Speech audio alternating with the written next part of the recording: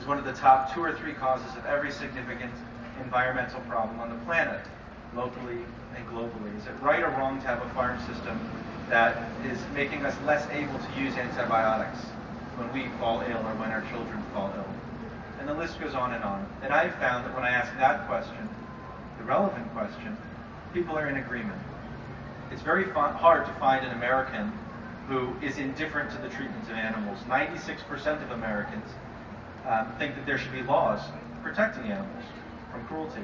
If you can think of anything else that 96% of Americans agree on, I would love to hear it. And whether or not you believe in global warming, whether or not you think our environment is in any peril, you certainly believe that the quality of the air that we breathe matters and the quality of the water that we drink matters.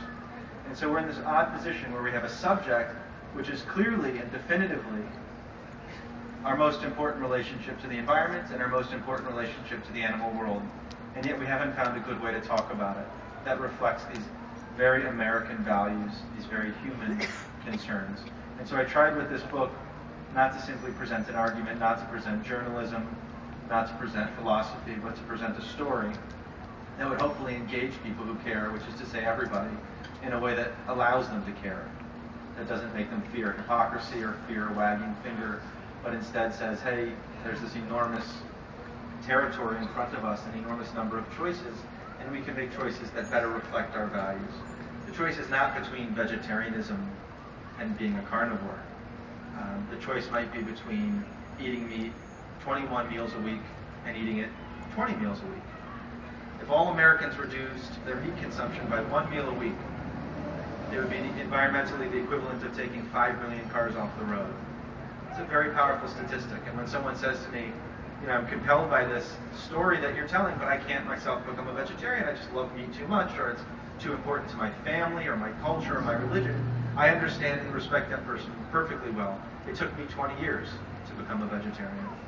But when someone says I can't remove 1 serving of meat a week, that starts to sound pathological, just weird.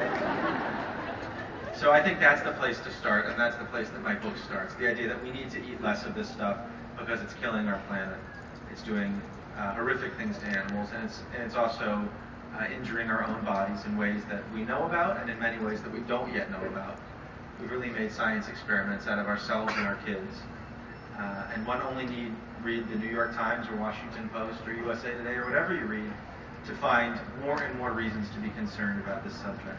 So what I thought I would do is read the first little tiny bit of the book, a couple of pages, and then to give you a sense of what I mean when I say that it's a story, and then we'll open this up the remaining time to what I wish we had much more time for, which is conversation.